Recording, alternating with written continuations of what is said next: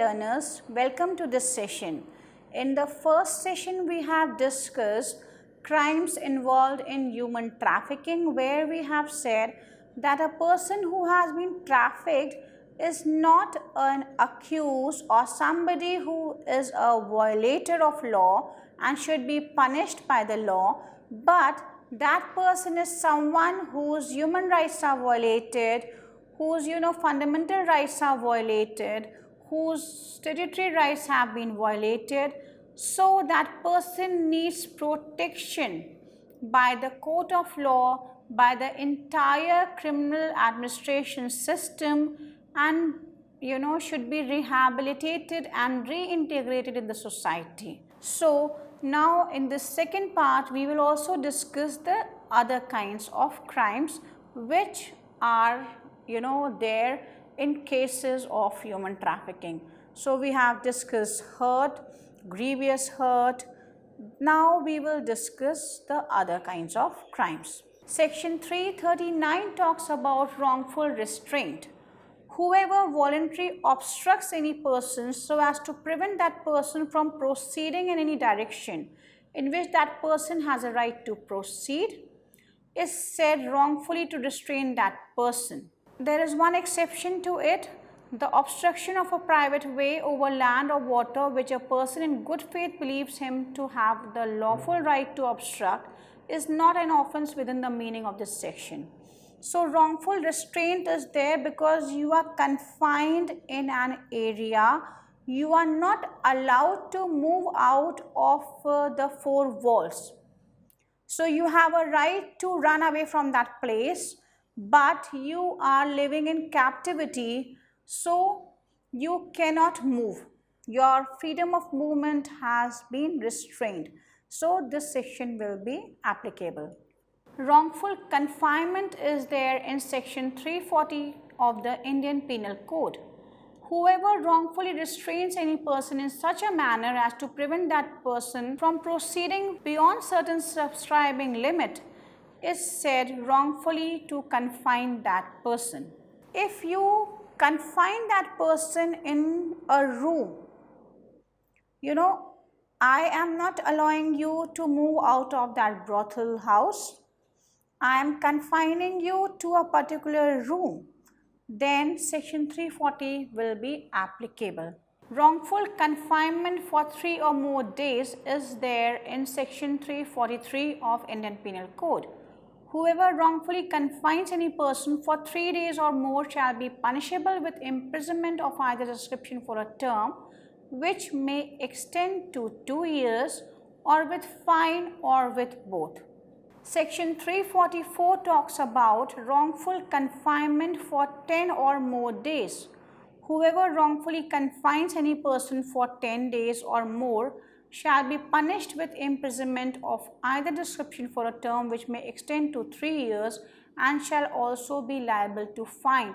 And we find this, that people who have been trafficked have been confined for years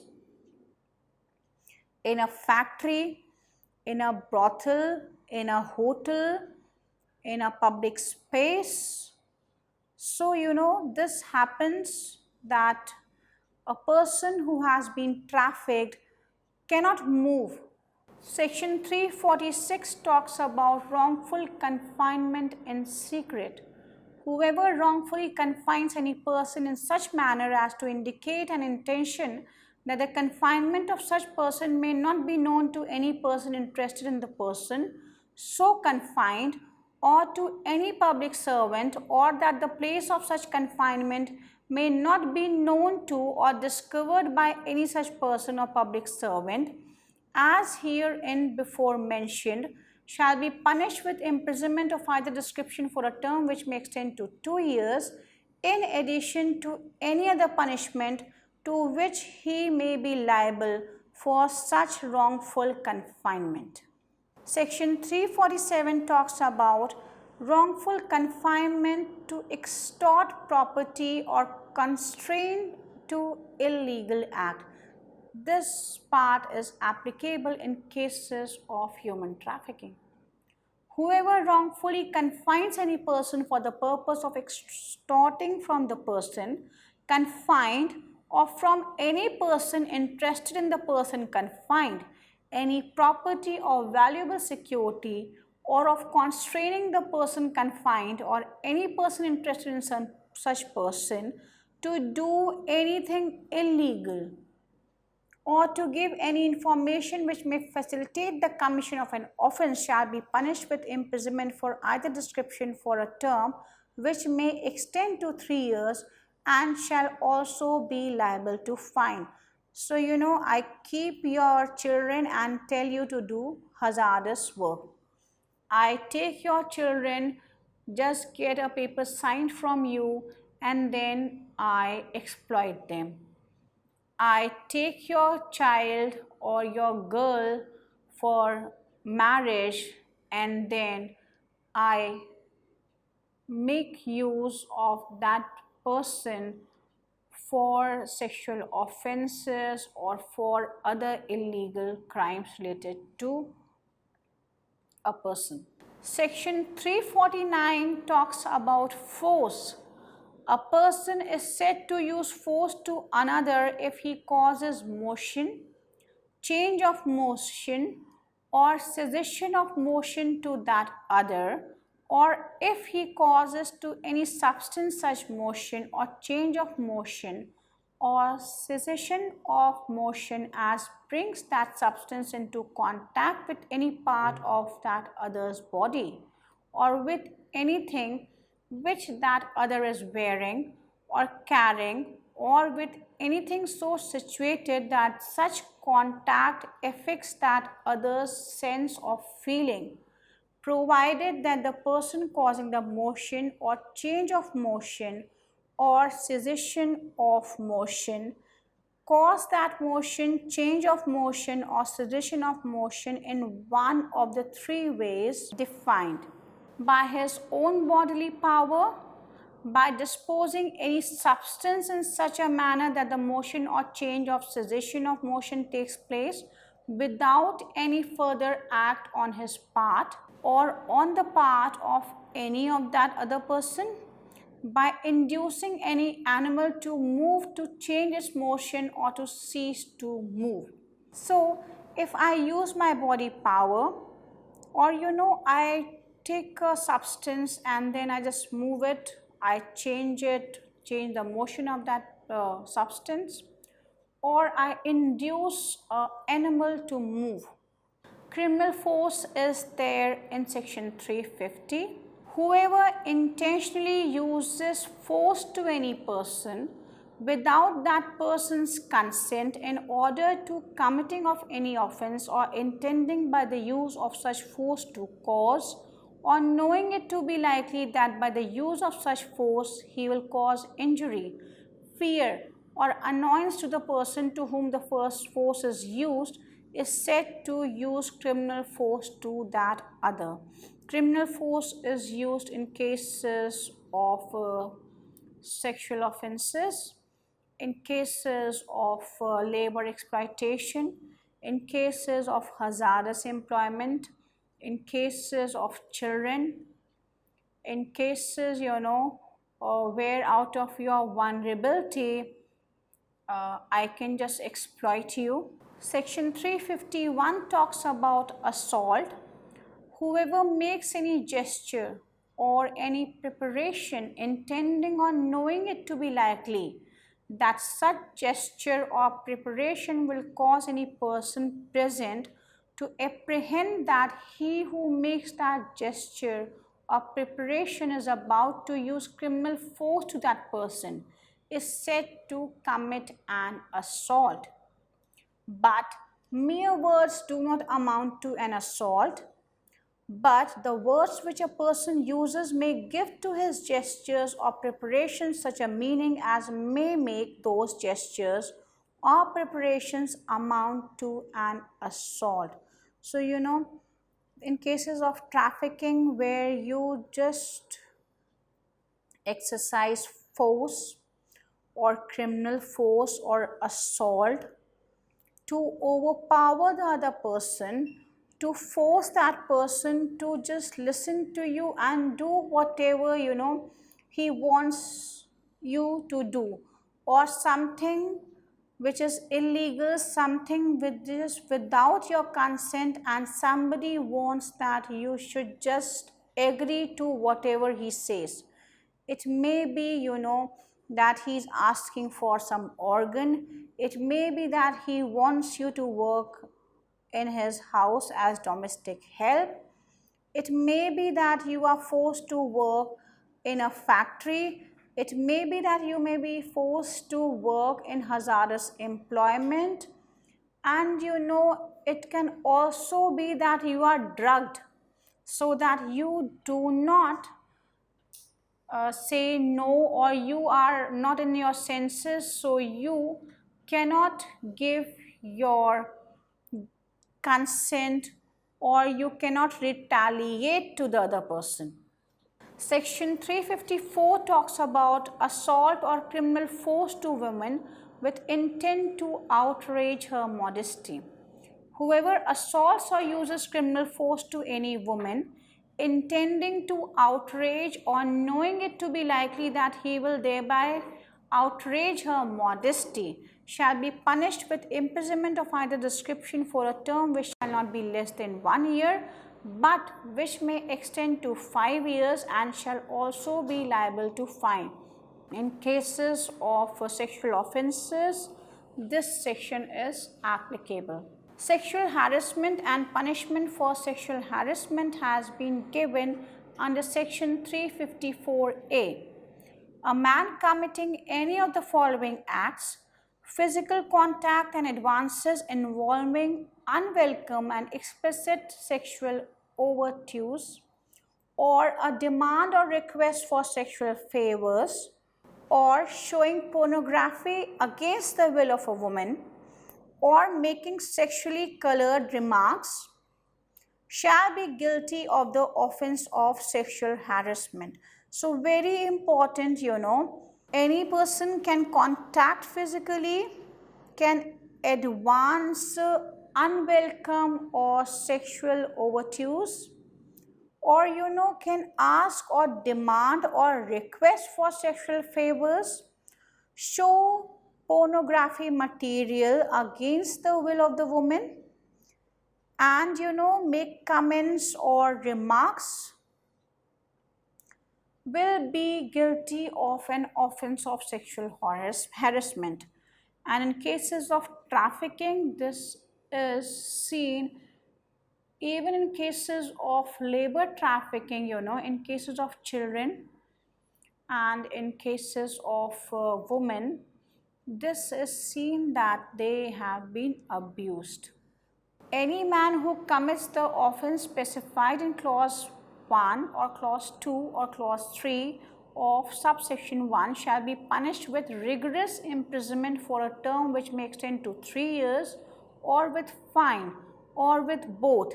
Any man who commits the offense specified in clause 4 of subsection 1 shall be punished with imprisonment of either description for a term which may extend to 1 year, or with fine, or with both. So it is very important that we understand that you are not a customer but a violator of a law. You are violating the provisions of Indian Penal Code and different sections of POSCO,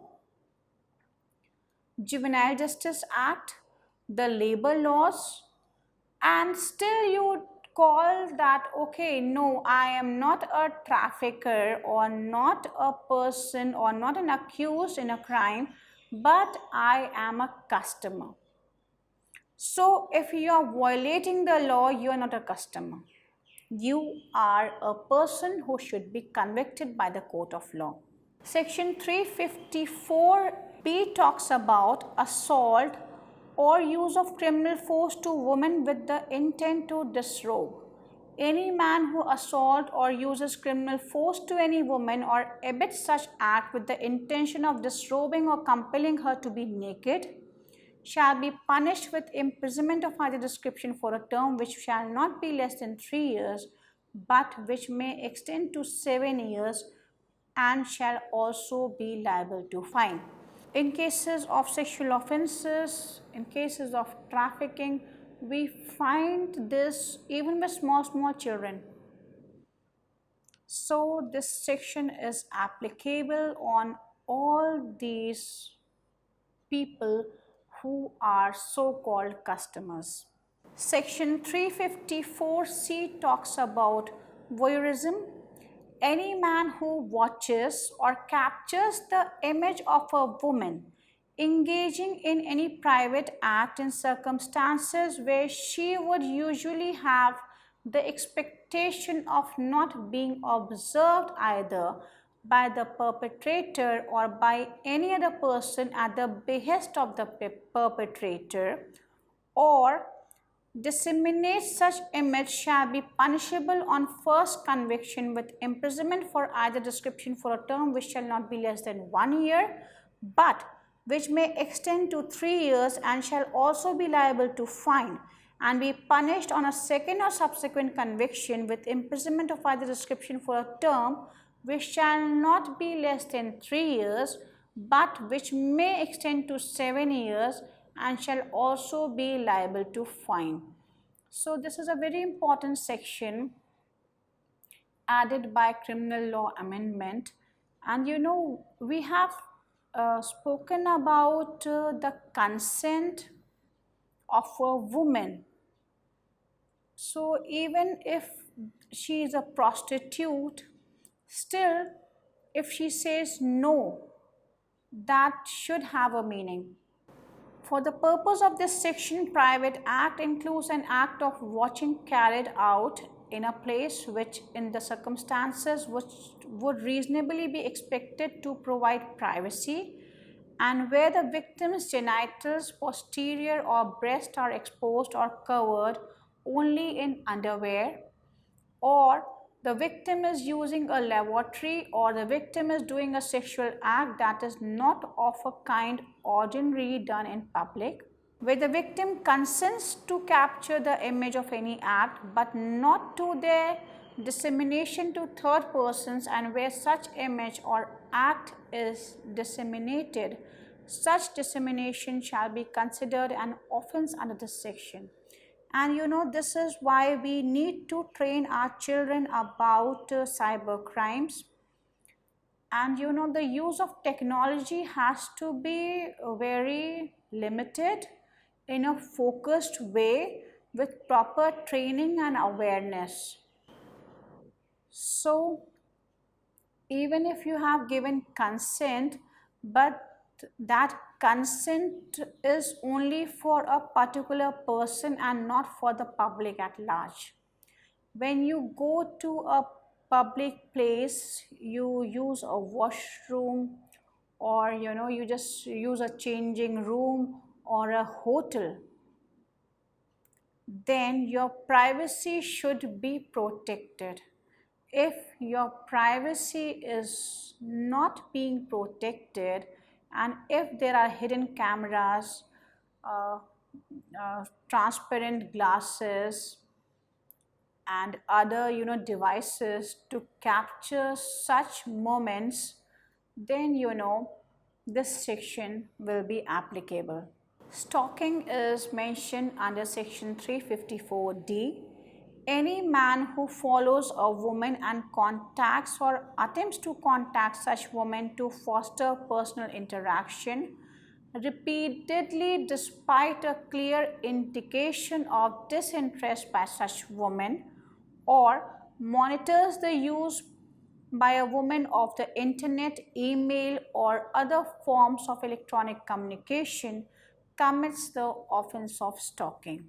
So we have seen that there are stalkers who try to hack and get all your details, provided that such conduct shall not amount to stalking if the man who pursued it proves that it was pursued for the purpose of preventing or detecting crime, and the man accused of stalking has been entrusted with the responsibility of prevention and detection of crime by the state, or it was pursued under any law or to comply with any law. in the particular circumstances such conduct was reasonable and justified. In cases of human trafficking, this proviso is not applicable because the traffickers do not have any kind of legal binding. Whoever commits the offense of stalking shall be punished on first conviction with imprisonment of either description for a term which may extend to 3 years, and shall also be liable to fine, and be punished on a second or subsequent conviction with imprisonment of either description for a term which may extend to 5 years, and shall also be liable to fine. Section 355 talks about assault or criminal force with intent to dishonor person otherwise than on grave provocation. Whoever assaults or uses criminal force to any person intending thereby to dishonor that person otherwise than on grave and sudden provocation given by that person shall be punished with imprisonment of either description for a term which may extend to 2 years, or with fine, or with both. Section 357 talks about assault or criminal force in attempt wrongfully to confine a person. Whoever assaults or uses criminal force to any person in attempting wrongfully to confine that person shall be punished with imprisonment of either description for a term which may extend to 1 year, or with fine which may extend to 1,000 rupees, or with both.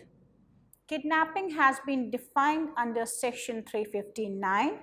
Kidnapping is of two types: kidnapping from India and kidnapping from lawful guardianship. Kidnapping from India is whoever conveys any person beyond the limit of India without the consent of that person or of someone legally authorized to consent on behalf of that person is said to kidnap that person from India. This happens in cases of human trafficking. Kidnapping from lawful guardianship: whoever takes or entices any minor under 16 years of age if a male, or under 18 years of age if a female, or any person of unsound mind, out of the keeping of the lawful guardian of such minor or person of unsound mind without the consent of such guardian, is said to kidnap such minor or person from lawful guardianship. So 361 talks about kidnapping from lawful guardianship. So if a male is under 16 years of age, a female is under 18 years of age, and any person who is of unsound mind is taken away by that person without the consent of the lawful guardian, then that is kidnapping. The words lawful guardian in this section include any person lawfully entrusted with the care or custody of such minor or other person. So even in the homes, you have a custody of that person. So if even from a home a person is kidnapped, this section will be applicable. It is very important for us to understand that trafficking happens at all ages in all parts of the country, and we have to understand these crimes so that we are able to prevent the crime from being happening, and we are able to protect ourselves and our family members. Abduction is there in 362. Whoever by force compels or by any deceitful means induces any person to go from any place is said to abduct that person. In cases of trafficking, when you lure a person, you just give him so many fanciful ideas of your lifestyle being changed, of your life being changed. So you are trying to deceive that person. So if you abduct somebody from his or her family, then this section will be applicable. Kidnapping or maiming a minor for the purposes of begging is given under section 363A.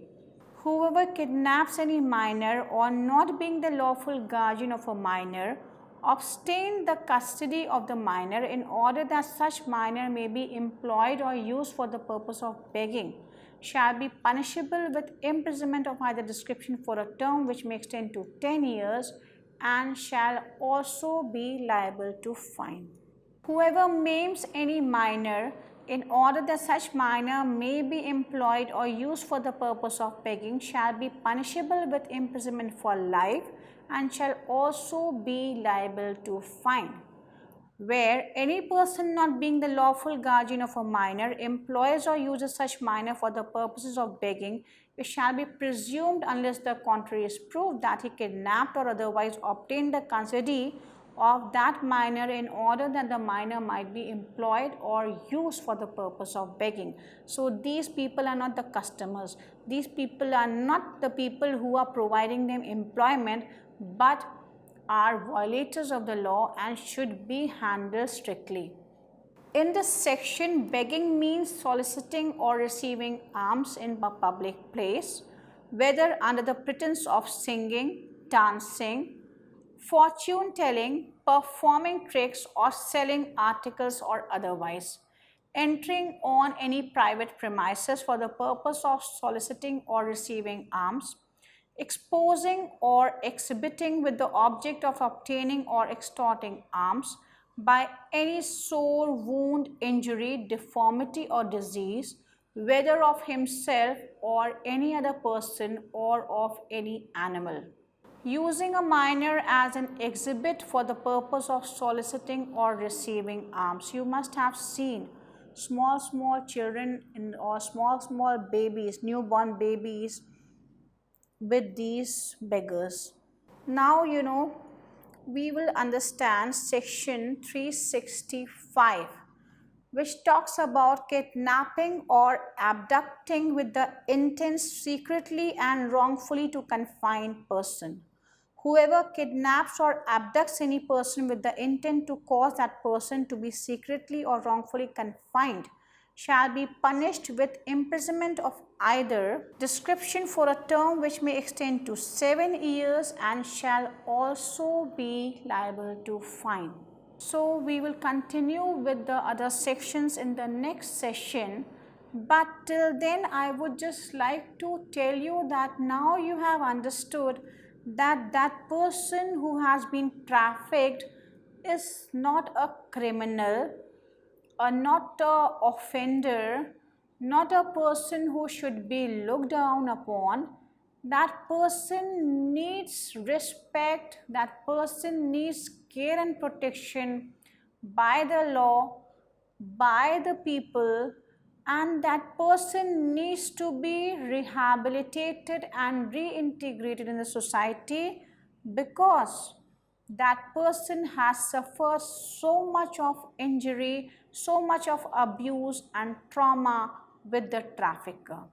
So we need to be sensible, we need to understand that a victim or survivor of the trafficking is not a culprit.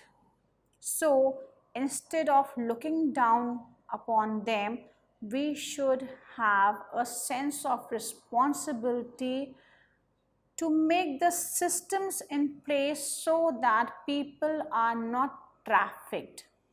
Thank you all for listening this session. Have a safe time.